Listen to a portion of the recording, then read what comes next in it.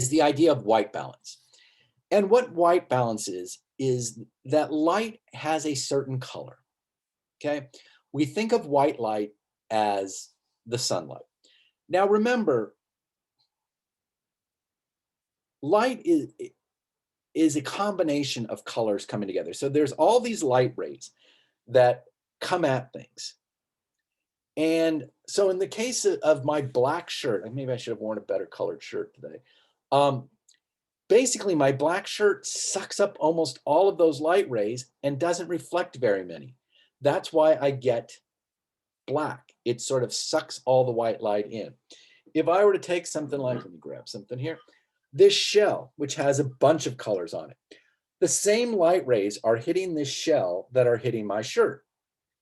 The difference is the shell, in this case where the white is reflecting almost all that white light back. Where it's pink, there is a pigment in here that is absorbing all the light rays except for sort of,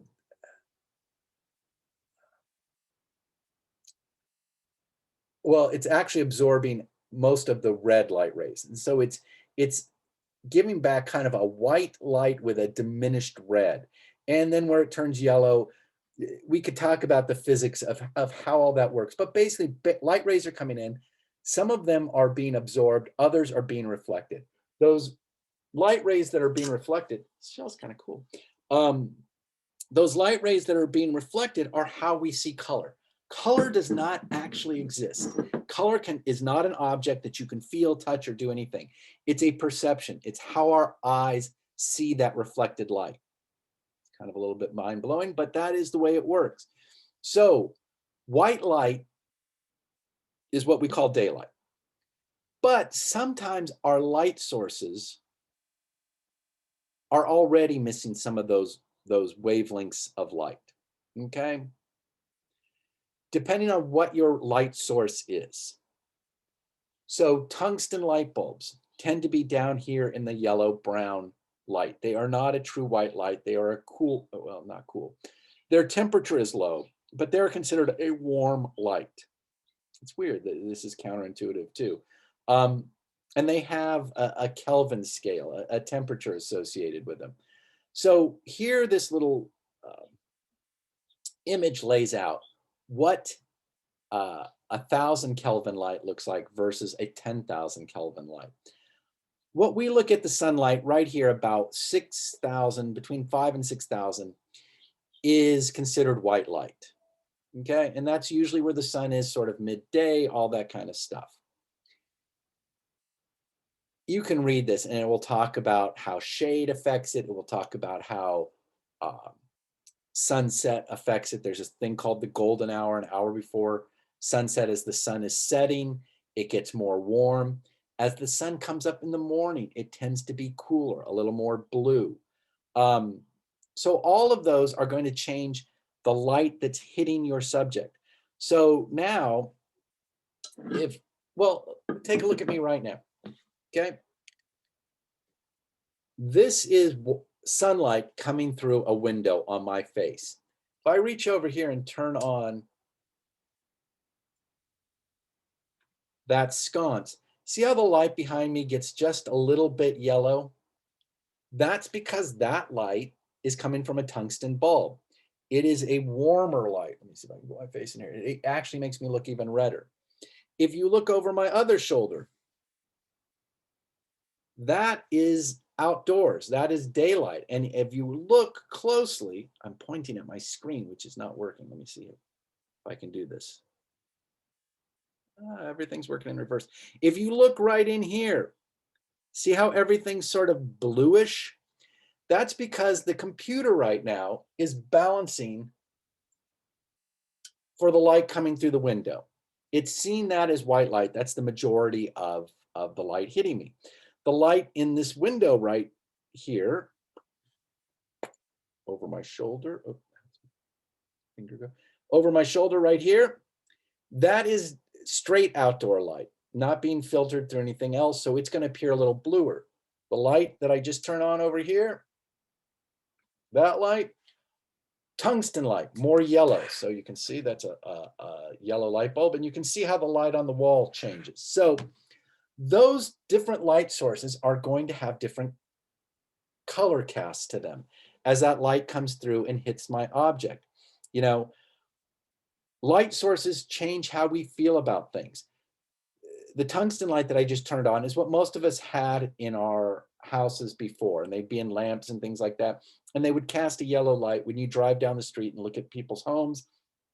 There'd be a yellow brown, a warmish light. It feels very domestic. It feels very homey. It used to be in the case, not so much anymore. Fluorescent lights have a greenish cast. So if you would go into an office building or especially a hospital, everybody would look sicker because they'd have this sort of greenish cast to them, which makes a lot of people look grayer because of the green interacting with the pigment of our skin, whether you're Caucasian or Latino or you're brown or black or whatever. That greenish cast would just make you look a little sickly. And that's why, that's why people didn't like hospitals. Those fluorescent lights just made you look bad. Also, the angle coming from directly overhead, casting down, just cast shadows into your eyes, under your nose. It was the way that we saw things, and it's the way that it was lighted, and it just wasn't good. Same thing with office buildings. Those banks of fluorescent lights, kind of a little soul draining because you didn't look good in those lights. They weren't comforting. And that was the light source we're using. Now, if you walk into offices or hotels and things like that, or hotels, hospitals, if there are fluorescent lights, they're usually color balanced now. They make them warmer. They either make them a cleaner white or they make them a warm white. And that's because it's just a better lighting situation, okay? So your light source is going to determine sort of the color cast to your image. Also, your cameras, your DSLR cameras, have what's called an auto white balance setting, which is probably where I hope most of you have set your cameras, which where I've asked you to set your cameras. And for the most part, that auto white balance does a pretty good job.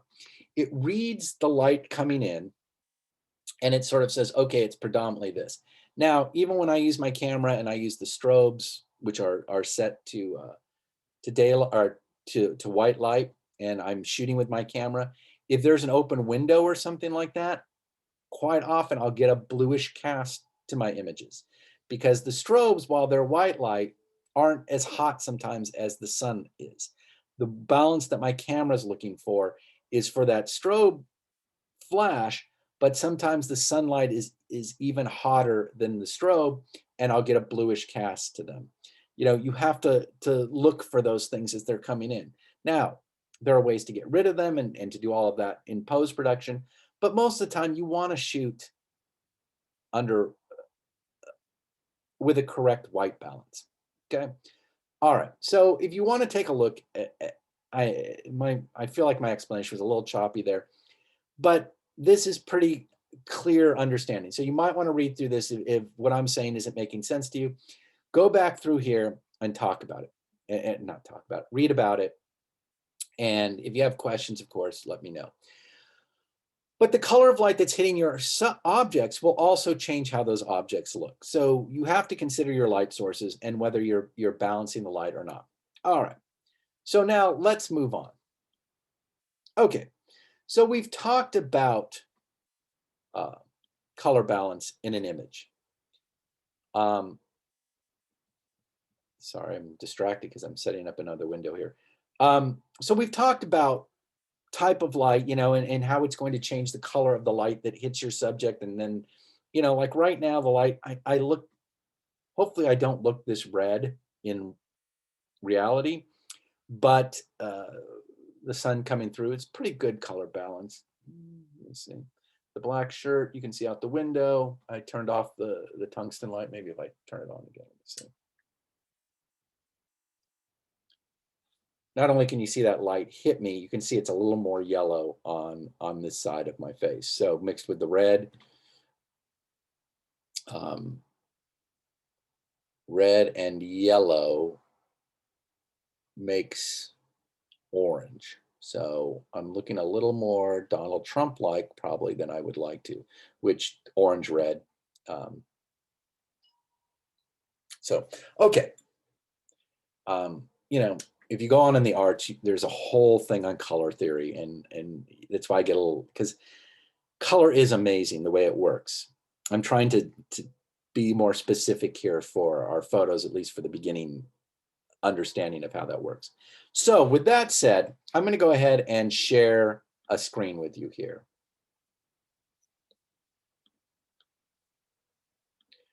Okay, so I didn't shoot this. I hate this photo, but I'm using it because it's a raw photo. So, you know, ooh, creative. It's the least creative thing I think I could ever see. But, and some of you will make things like this. That's fine. Go make this. I just don't like it. But anyways, this is a camera raw file. So this is actually a CR2, so a Canon camera raw file. As you can see, it's in here with some JPEGs and things like that. But when I double click on it, because it's a raw file, it's going to open this. It's going to open camera raw for me. And you can see this image here. And there's a few things now. The first thing I'm going to talk about is the white balance. Because see this, when I look for the whites, what I'm looking for is what is the color cast to them? What are they looking like at this moment? And this has a slightly blue color cast to me. When I look at these whites, I see a little, and there's two different kinds of blue in photo. There's blue and there's cyan, okay? Cyan is kind of a lighter, more aqua blue. Blue is blue, okay? I'm gonna show you how to recognize this more when we start using Photoshop. But anyways, so right now I want that white to be white. If I look over here, I have a white balance group of things to work. So right now it's saying that my white balance is, or I'm saying it's a little too blue for me. So I have the white balance as shot. I can go to auto where I ask the computer to take a look. And what it's looking at is this histogram. It's looking at where all these pixels are laid out, the red, the green, and the blues. And so where red and green combine to get yellow here, where the green and blue, you know, so here are the different, and actually red and green don't combine for yellow, but that's color theory, and we'll go through that later. But you can see where these pixels sort of plot out. That's what that's showing you. So if I go to auto, what it's going to look at is, you can see how it changes the histogram, so you get these whites. Does that white look a little better? So let me undo. So you can see the sort of bluish cast. Has everybody seen the bridge thing right now? If you're not, yell at me that you're not seeing it. No, I cannot see it. I'm sorry. You can't? No, I cannot. Wait, is that a yes, I see it, or a no, I don't? No, I don't. Okay, let me see here.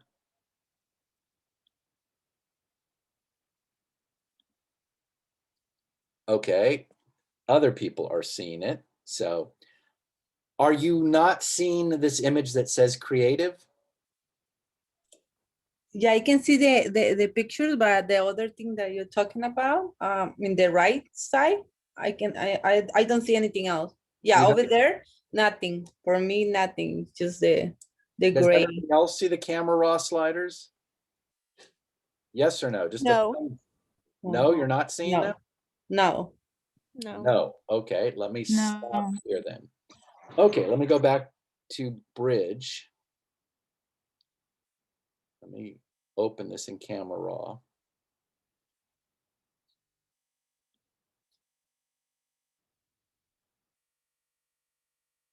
Okay, let me see here.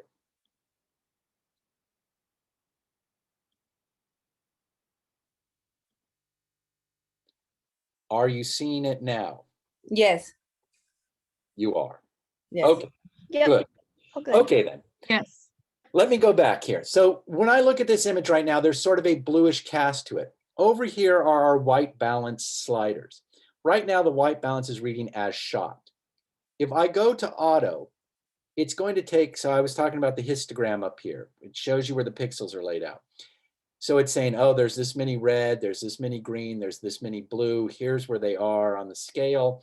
We're not going to spend a lot of time on the histogram at this moment, but watch what happens when I hit auto. See how it tries to sort of find this middle ground where you have all these colors come together and it creates a white. See how the image lost some of that blue cast and these whites are actually, well, it just basically lost the blue cast. The gray becomes a more gray image. So again, as shot, it's sort of blue. And again, depending on what screen you're looking at, it's a subtle difference. Hopefully you can see it. When I hit auto, that blue sort of goes away. I can also use this eyedropper over here. And when I bring the eyedropper in, what I say is, I want, this is where white should be. I'm going to set a white point.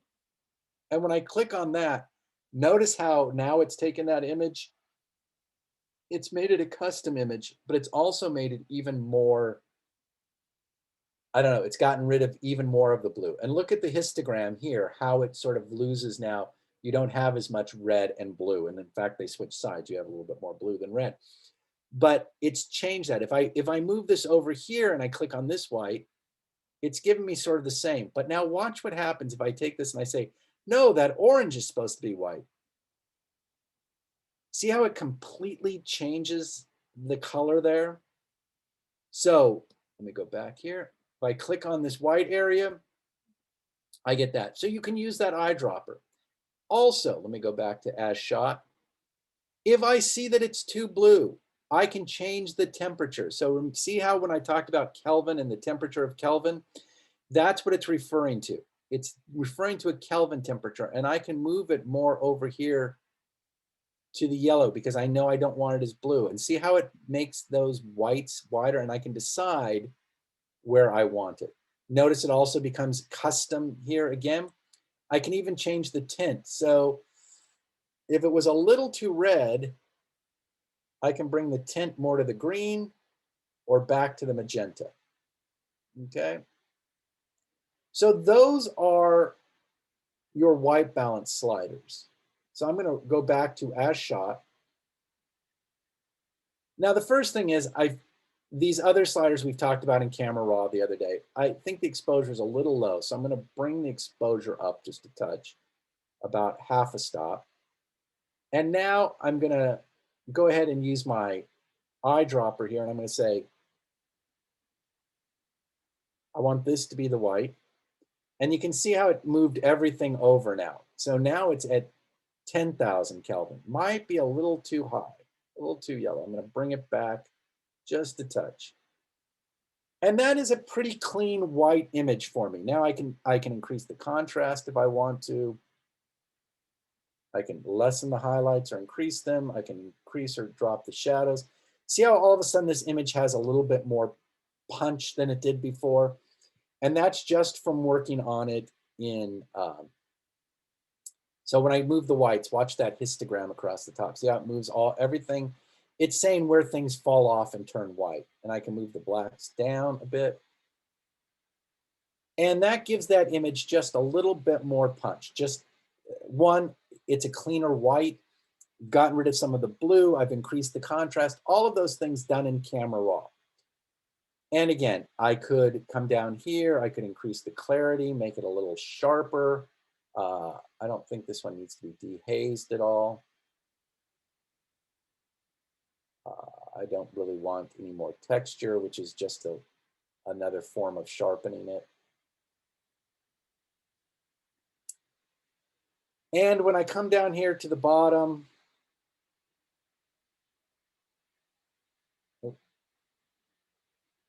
and I come over here and I say, done. Oh, it stopped my screen sharing because I went from camera raw back here to bridge.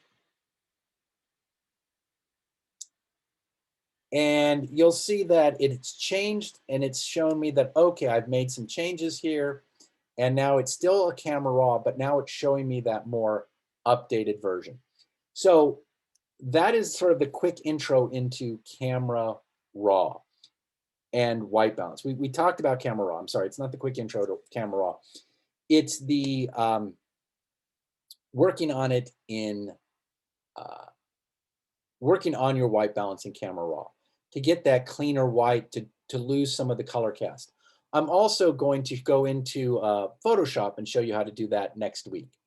So getting your whites white is an important part of your images. You can also, let's go ahead and double click on this again. I'm going to stop my share and I'm going to have to share the camera raw image with you.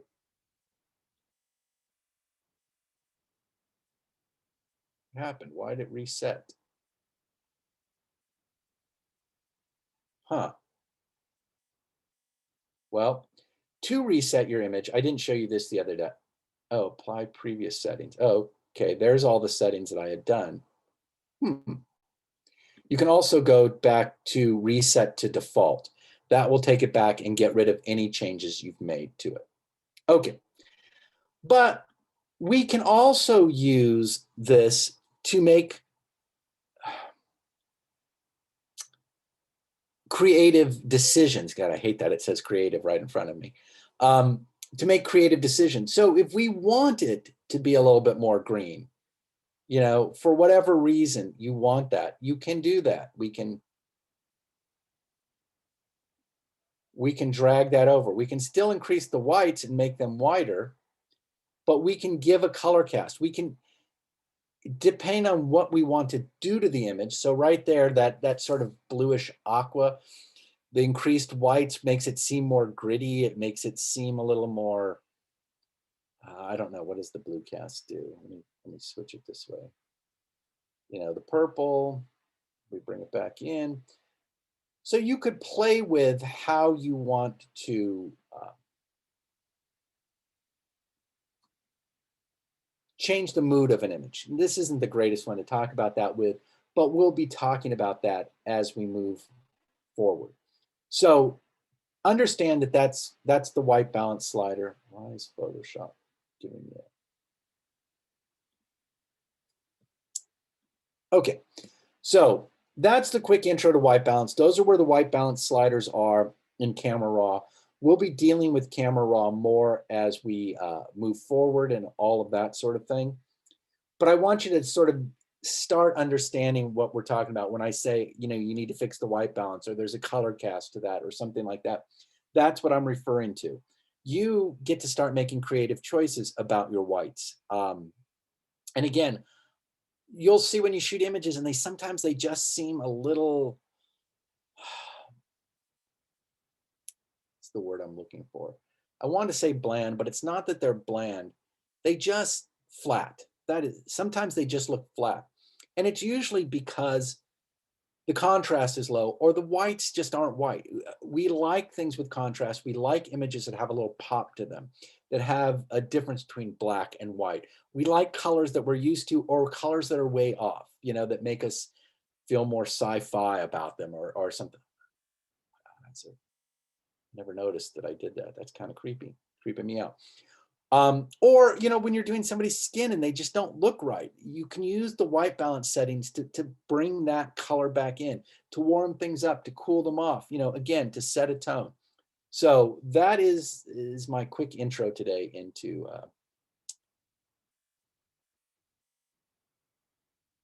into color balance. Okay, so let me go ahead and share this.